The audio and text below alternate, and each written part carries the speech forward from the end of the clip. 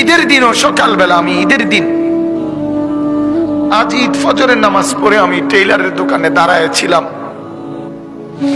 আমার পাঞ্জাবিটা তখনও সেলাই হয় নাই। আমি ঈদের নামাজে যাব কিভাবে? আমি সেই অভাবে সংসারে বড় হয়েছি। তারপরও কোনোদিন বাপ অবৈধ রোজগারের পিছনে যায় না। এক মসজিদের ইমামতি করছে 43 বছর। আব্বা এক মসজিদে নামাজ পড়াইছে, এক মসজিদে 43 বছর এক মসজিদের ইমাম ছিল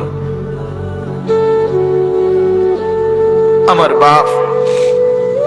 এটা বোঝা উচিত নিজের সন্তানকে গুনাহের রোজগারের উপরে নামায় দিয়ে কেমনে সুখ আসবে?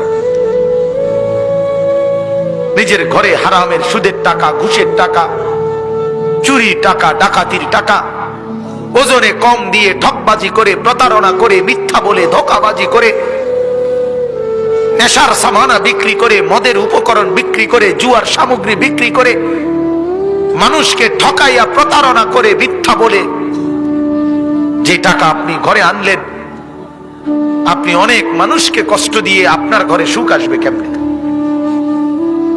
বলে?